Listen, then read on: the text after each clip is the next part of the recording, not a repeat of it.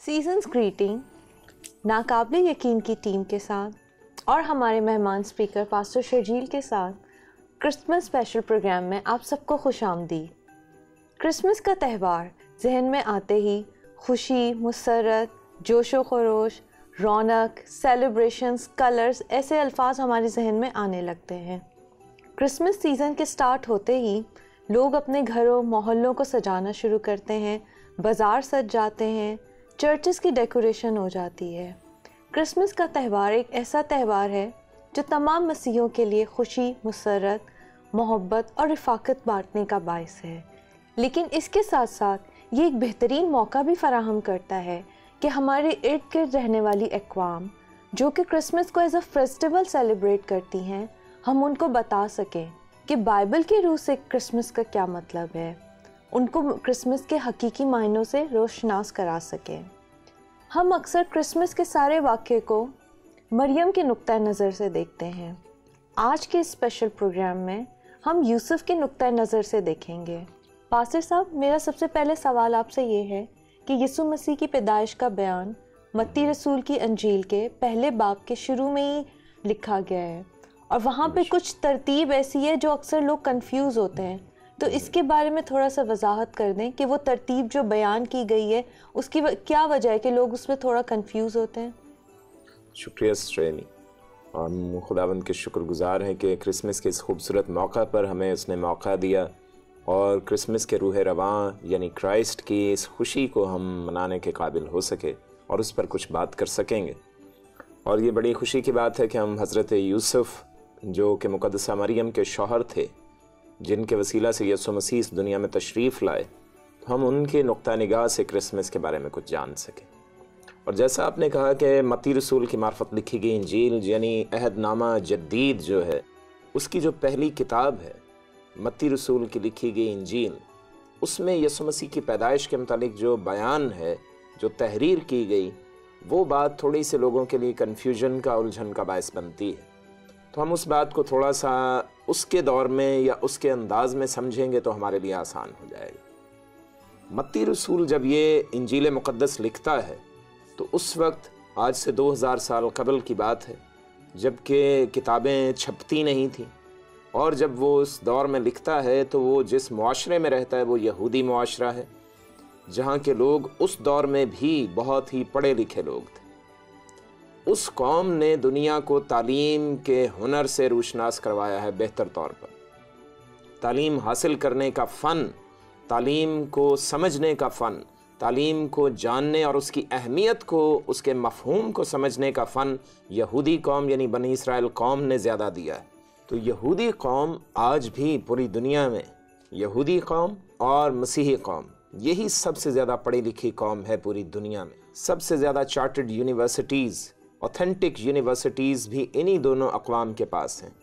बनी इसराइल जो आज एक इसराइल मुल्क में मौजूद है, बनी इसराइल कौम, उस छोटे से मुल्क में 5000 यूनिवर्सिटीज़ हैं जो सब की सब क्या हैं, एक्रेडिटेड यानी ऑथेंटिक हैं और चार्टर्ड हैं, यानी उन सब इंटरनेशनल लेवल की यूनिवर्सिटीज़ हैं। 5000 यूनिवर्सिटीज़ और उनकी कुल आबादी 1.5 करोड़ भी नहीं है पूरी दुनिया में। और वो कौम जो 5000 यूनिवर्सिटीज़ के साथ अपनी छोटी सी आबादी को तालीम दे रही है, जिनकी सोच ये है कि उनका सबसे कम पढ़ा लिखा शख्स जो हो वो कम अज़ कम BA किया हो, तो और हकीकतन ऐसा ही है। दुनिया की 100% ख़ानदार कौम वो इसराइली कौम और उसके बाद मसीही कौम है। पूरी दुनिया में क्रिश्चियन सबसे ज़्यादा मौजूद हैं, उनकी तादाद सबसे ज़्यादा है और पढ़ने लिखने में भी वो बहुत आगे हैं। दूसरी जितनी भी अक़वाम हैं, चाहे उनकी आबादी बहुत है या कुछ भी है, उनके पास इतनी यूनिवर्सिटीज़ ही नहीं है, उनके पास इतने पढ़े लिखे लोग ही नहीं हैं। वो कुछ भी कहते रहें, उनकी बातों को मैं किसी भी हद तक जो है वो ऑथेंटिक इस तरह से नहीं मान सकता, क्योंकि नस्ल दर नस्ल उनमें उलमा नहीं रहे। ये सबब है। जो यूनानी कौम जो बहुत ही पढ़ी लिखी कौम और आज जो पूरी दुनिया में फ़लसफ़ा और पूरी दुनिया की तालीमात पर छाई हुई कौम नज़र आती है, उसको भी मैं उस हद तक नहीं समझता, क्योंकि उनके अपने नज़रियात की बुनियाद जो थी वो दुरुस्त नहीं थी। इस वजह से वो इतने पढ़े लिखे नहीं माने जा सकते। کیوں؟ کیونکہ انہوں نے اس چیز کے لیے کوئی اوتھینٹک، کوئی مستند بنیاد فراہم نہیں کی. یہ سبب ہے. ان کا فلسفہ ہو، سائنس ہو، تعلیم ہو، کچھ بھی ہو، کوئی بھی شعبہ ہو، انہوں نے جو باتیں کی کسی حد تک درست ہیں، لیکن میں یہ نہیں کہہ رہا ہوں کہ وہ غلط ہیں، لیکن ان کے پاس ایک اوتھینٹک بنیاد نہیں تھی، اس وجہ سے وہ 100% مستند نہیں مانی جاتی. لیکن یہودی قوم جو بات کہتی تھی وہ مستند بنیادوں پر کہتی تھی. وہ اپنے کلام مقدس کو، جو بائبل مقدس کا عہد عتیق ہے، اس کو بنیاد بنا کر وہ کوئی بھی بات کہتے تھے، یا اس کے مطابق وہ کیا ہے، کوئی بھی نظریہ اپناتے، کوئی بھی اصول وضع کرتے تھے. تو یہی سبب ہے یہاں پر جب متی رسول لکھتا ہے یہ کتاب، تو وہ اس طرح سے بیان کرتا ہے. اگر ہم متی رسول کی انجیل کا پہلا باب شروع سے پڑھیں تو وہاں پہ آغاز میں ہی لکھتا ہے یسوع مسیح کے بارے میں. یسوع مسیح سے لے کر ابراہام تک وہ کل پشتوں کا بیان کرتا ہے. یسوع مسیح ابن داؤد، ابن ابراہام کی پیدائش یا اس کا نسب نامہ. تو اس طرح سے بڑی خوبصورتی سے آغاز لیتا ہے. پھر آیت نمبر 17 میں متی رسول بڑی خوبصورتی سے بیان کرتا ہے کہ ابراہام سے داؤد تک 14 پشتیں، داؤد سے لے کر بابل کی اسیری تک 14 پشتیں، اور پھر بابل کی اسیری کے بعد سے مسیح تک 14 پشتیں. تو کل 42 پشتوں کا ذکر کرتا ہے.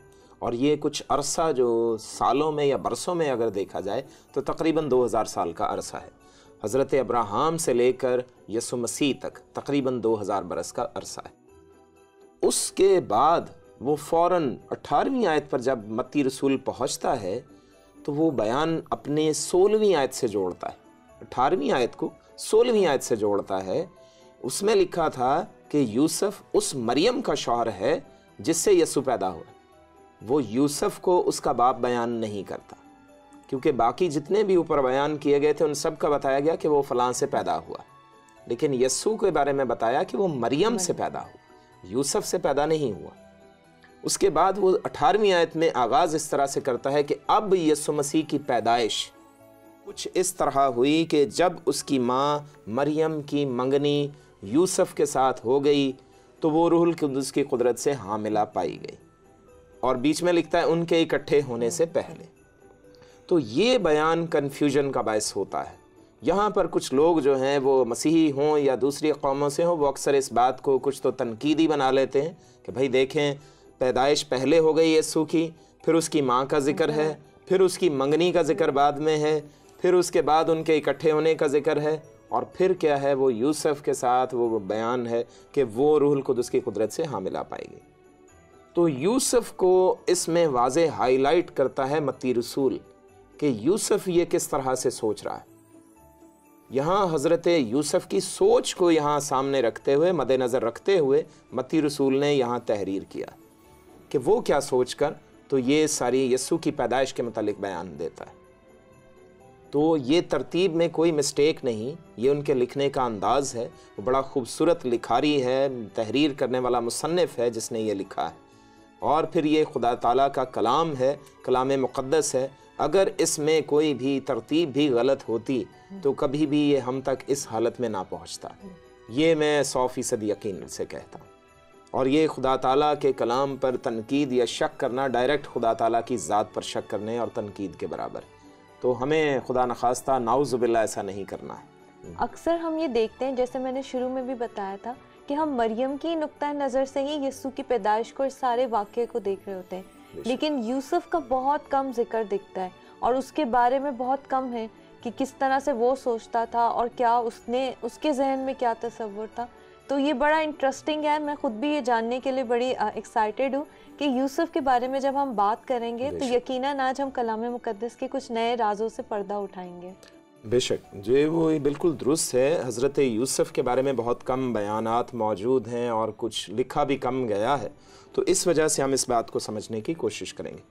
یہ وہ کلچر ہے جو آج سے 2000 سال قبل یہودی کلچر ہے. بنی اسرائیل قوم کا وہ کلچر بڑا ہی اسٹرکٹ، بڑا ہی سخت قسم کا یہ کلچر تھا. ان کی ثقافت، تہذیب و تمدن جو تھا وہ رسوم و رواج کا بہت ہی سختی سے کاربند رہنے والا اور پابند قسم کا کلچر تھا.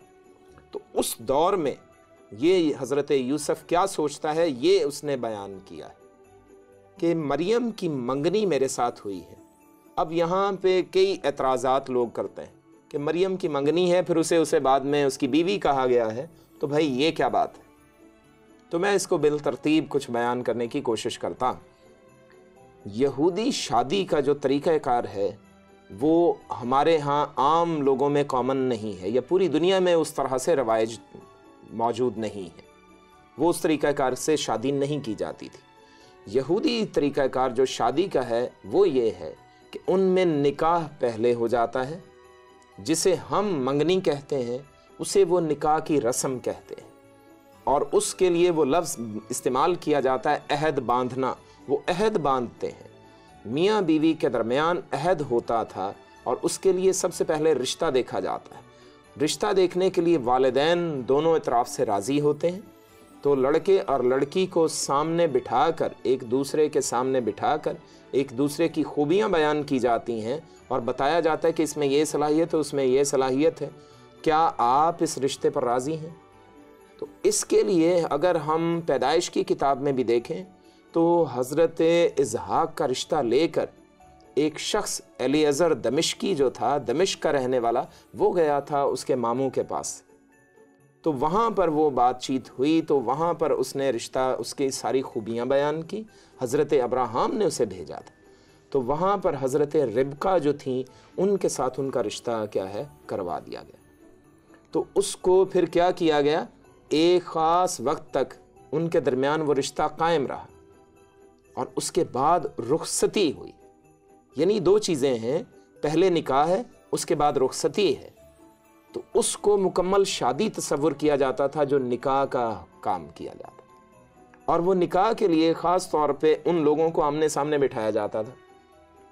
दुल्हे वाली साइड से ख़ास तौर पर ये रस्म होती थी कि वो क्या करते कि दुल्हा अपने घर में अपनी तरफ से तैयार करदा, खुद उसके दुल्हा का हाथ उसमें ज़रूर शामिल होता, अपनी मेहनत शामिल होती कि वो मैं तैयार करके ले आता, एक ख़ास किस्म की मैं, और वो सबसे पहले उसका प्याला भरकर क्या करता, उस लड़की को पेश करता था जिससे उसका रिश्ता तय किया जा रहा है, जिससे उसका निकाह होने को है, जिसे मंगनी यहाँ लिखा गया। तो अब वो क्या होता कि अगर वो लड़की, ये आज से 2000 साल पहले की बात है, उससे भी कबल से ये सिलसिला चला आ रहा है, और हज़रत मूसा के ज़माने से लेके ये सिलसिला चल रहा था, तो वो क्या करता, वो प्याला उसे पकड़ाता, उसे पेश करता कि ये वो अहद का शीरा है, ये वो अहद का शीरा है जो मैं तुम्हारे साथ बांधता। तो लड़की अगर उसको कबूल कर लेती, हमारे यहाँ तो आज भी लड़की की मर्ज़ी नहीं पूछी जाती है, कई जगहों पे लड़कों की मर्ज़ी भी नहीं पूछी जाती, लेकिन वो आज से 3000 साल पहले से पूछते चले आ रहे हैं। तो दोनों इतराफ़ में लड़की की मर्ज़ी अगर होती तो वो प्याला कबूल करती, तो फिर वो रिश्ता दुरुस्त माना जाता और रिश्ता कायम हो जाता, वो अहद बंध जाता था। उसके बाद वो लड़की के लिए वो रोटी भी जो है वो पेश की जाती, और तोड़ के वो लड़का रोटी जो है उसमें से आधा हिस्सा लड़की को देता और कहता ये मेरे अहद का हिस्सा है। तो उसमें अगर वो लड़की उससे ले लेती तो फिर क्या है, वो रिश्ता मुकम्मल मजबूती से पक्का समझा जाता और उनको निकाह में बांध दिया जाता।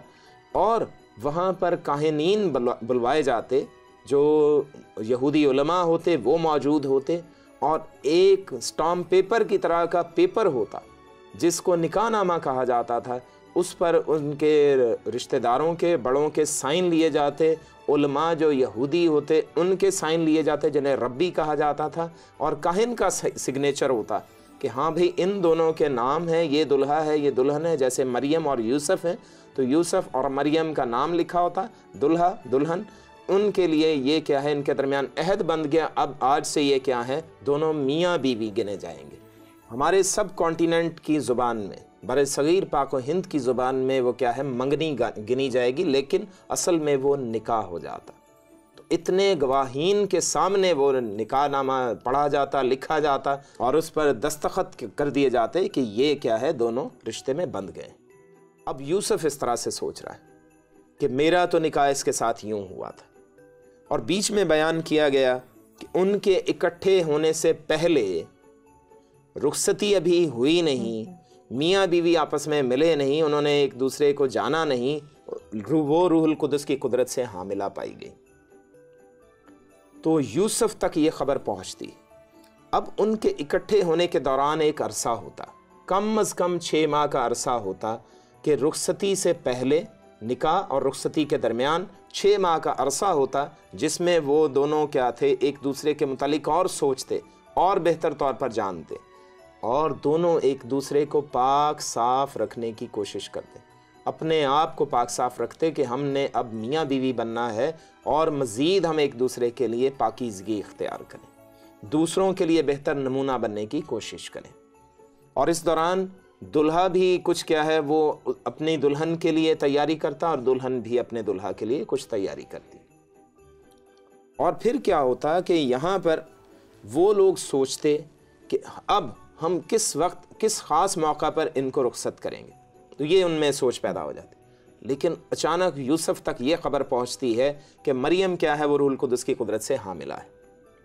اب اس کے بارے میں ارد گرد کا ماحول جو ہے، اب اس کے متعلق تھوڑا سا سن لیجئے۔ جو علماء بیٹھے ہوئے تھے، جو یہودی ربی بیٹھے ہوئے تھے، وہ مذہب کے متعلق تعلیمات دینے والے لوگ تھے، سکھانے والے لوگ تھے۔ وہ لوگ اپنے بچوں کو 12 سال کی عمر تک پہنچنے سے پہلے وہ اپنے بچوں کو توریت شریف یعنی بائبل مقدس کی پہلی 5 کتب، پیدائش کی کتاب سے لے کر استثنا تک، وہ زبانی یاد کروا دیتے تھے۔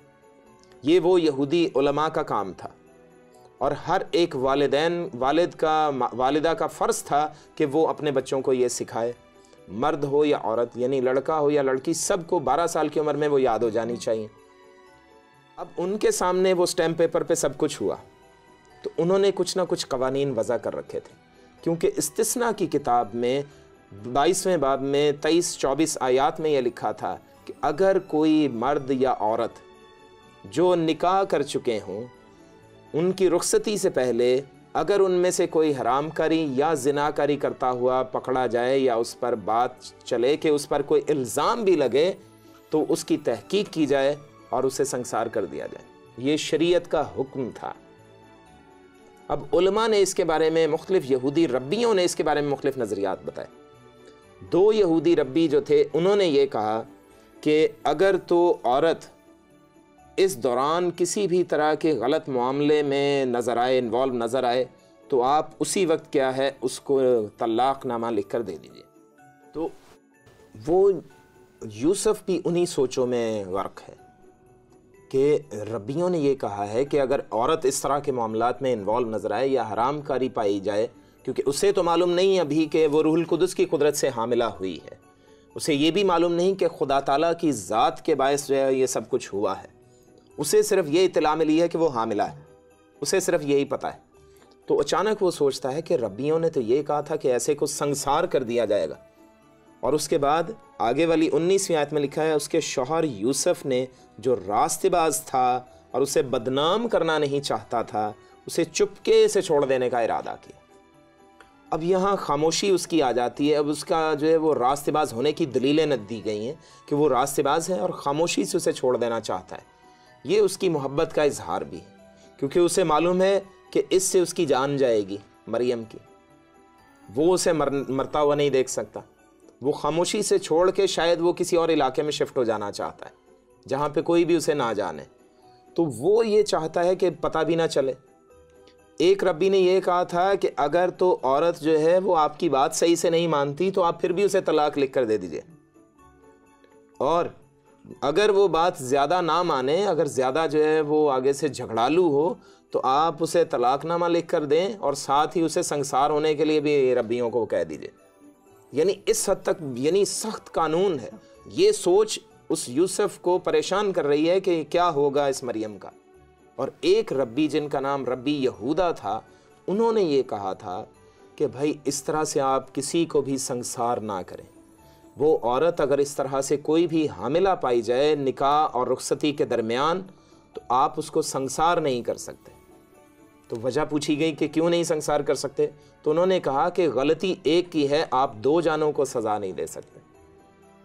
انہوں نے یہ کہا کہ عورت نے غلطی کی، صرف عورت کو مارا جا سکتا ہے، یہ ٹھیک ہے، لیکن دوسرا جس شخص نے اس کے ساتھ یہ قصور کیا اس کو بھی لائیے، دونوں کو سامنے رکھا جائے، اور تیسری جان جو بچہ ہے آپ اس کو سزا نہیں دے سکتے، اس کا کوئی قصور نہیں ہے، تو یہ کچھ نرم سوچ تھی ربی یہودا کی، تو انہوں نے جب اس چیز کے بارے میں بیان کیا تو یوسف کو شاید اس کی وجہ سے تھوڑی تسلی ہوئی تھی، لیکن پھر بھی وہ اسے چھوڑ دینا چاہتا تھا، کیونکہ اسے سمجھ نہیں آ رہی تھی کہ یہ کیسے ہو گیا۔ یہ بہت وفادار عورت تھی، یہ بڑی راستہ باز عورت تھی، پاک دامن تھی، نیک تھی، اس کی تربیت بڑی اچھی ہوئی ہے، تو یہ اچانک کیا واقعہ ہوا ہے؟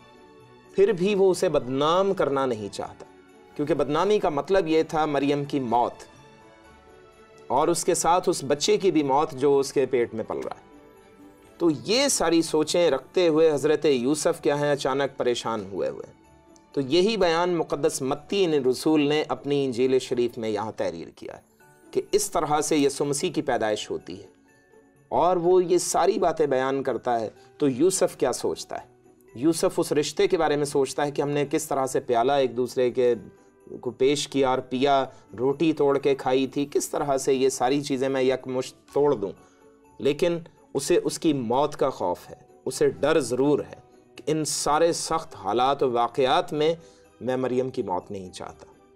تو اچانک بیچ میں کوئی اور واقعہ رونما ہوتا ہے، ایک اور ہستی بیچ میں کیا ہے وہ اتر آتی ہے، اور وہ اس سے بات چیت کرتی ہے، جو آگے بیان کیا گیا کہ وہ ان باتوں کو سوچ ہی رہا تھا کہ خداوند کے فرشتہ نے اسے خواب میں دکھائی دے کر کہا کہ اے یوسف ابن داؤد۔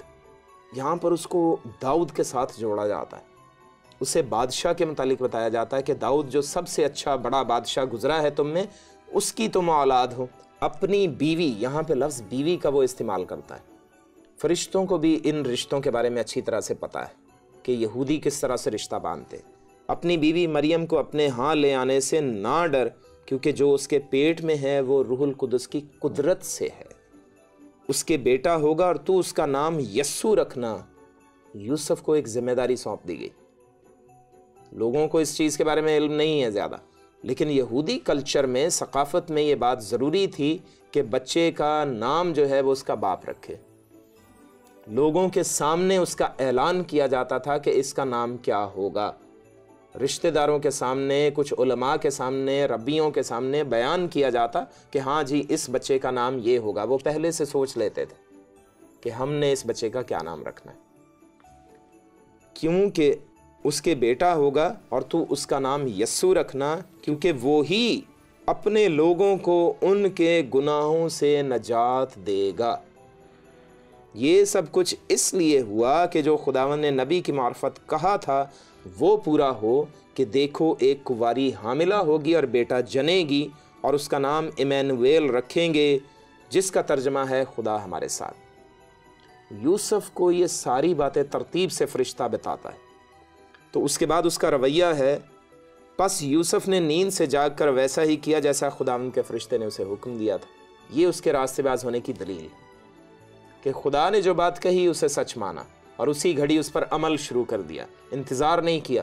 اب اسے بدنامی کا ڈر نہیں رہا، اب اسے پریشانی نہیں رہی، اسے یہ بھی اندازہ ہو گیا کہ اس عورت نے کوئی حرام کاری نہیں کی، یہ لڑکی پاک دامن ہے، راستہ باز ہے، نیک ہے، میں اس پر کسی قسم کی تہمت نہیں لگا سکتا۔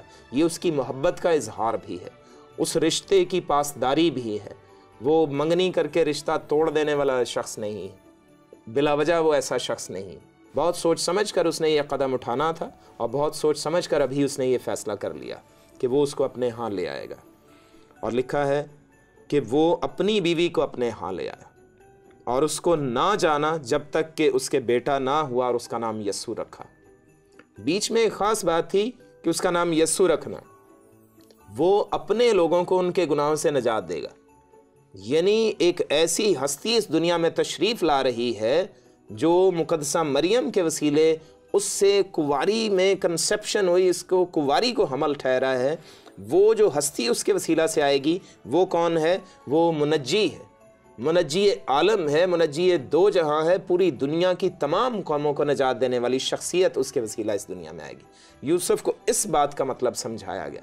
اسے پہلے کہا گیا کہ اے یوسف ابن داؤد، تو داؤد کا بیٹا ہے، تو جو ادھر پیدا ہو رہا ہے وہ بھی داؤد کا ہی بیٹا کہلائے گا۔ اس لیے مقدس متی رسول یہاں پر لکھتا ہے یسوع مسیح ابن داؤد ابن ابراہم کا نسب نامہ۔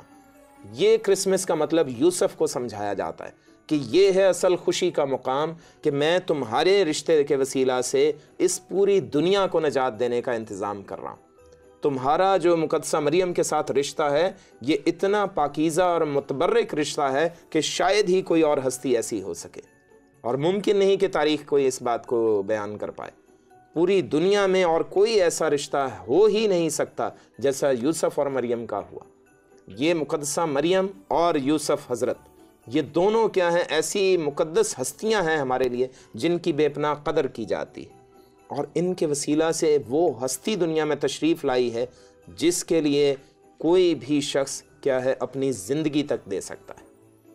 یسوع مسیح کی پیدائش، اس کا مطلب ہرگز یہ نہیں ہے کہ یسوع مسیح ابھی پیدا ہوا تو اس کا آغاز ایسا ہوا، ہرگز ایسا نہیں ہے۔ یسوع مسیح کے بارے میں لکھا ہے کہ ابتدا میں کلام تھا اور وہ کلام مجسم ہوا، اس کلام کو خدا کہا گیا ہے۔ ابتدا میں کلام تھا، کلام خدا کے ساتھ تھا اور کلام ہی خدا تھا، یہ لکھا گیا، اور کلام مجسم ہوا اور ہم نے اس کا ایسا جلال دیکھا جیسا باپ کے اکلوتے کا جلال۔ اور یہاں پر بھی اسے یہی لکھا گیا۔ اگر ہم لوکا رسول کی انجیل پہلا باب 35ویں آیت پڑھیں تو وہاں پر یوسف کو یہ بتایا گیا ساتھ میں کہ وہ مولود مقدس خدا کا بیٹا کہلائے گا۔ تو نجات کا یہ پیغام یوسف تک پہنچتا ہے کہ منجی اس دنیا میں آ رہا ہے، اس کی تو خوشی کی انتہا نہیں رہتی۔